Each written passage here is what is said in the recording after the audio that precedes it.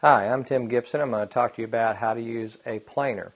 Now in this case I'm going to talk to you about a hand planer, which is the most common type of planer that you will use. Of course there are power versions of it, but the principles are going to be about the same. Now planers are used for several different reasons. In order to achieve a consistent, uniform surface on the edge of a wood for when you're joining two wood pieces. You might use a planer when your house settles.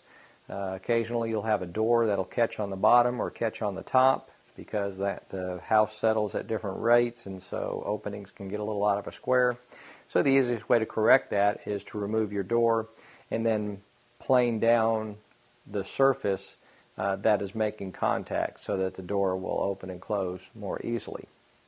Now some important things about setting up your planer is you have some adjustments up here which tilt this blade. So as you're looking at the blade as it sticks out to the bottom here, you can tilt it so that as the blade wears you can always keep it parallel to the surface of the plane.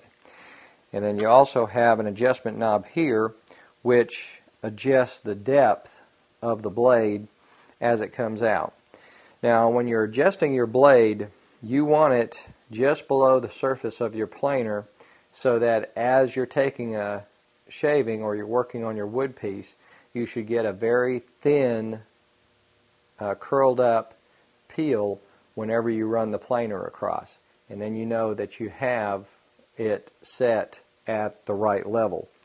Now also, the peel should also be very uniform in its thickness across it. If it's a little thinner on one side or thicker, then you've got a little camber to your blade, so that you need to fix that.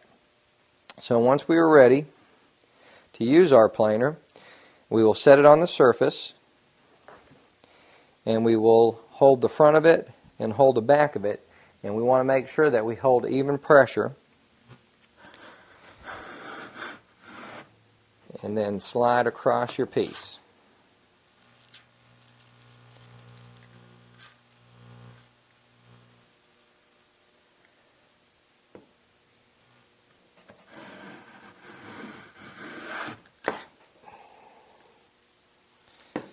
Okay, so again, when you run your planer across, so you should get a nice thin, tight roll of wood material, and as you can see, it's fairly uniform on the thickness all the way across. So that way we know our blade doesn't have a camber to it and isn't crooked, and then also we're taking the right shaving.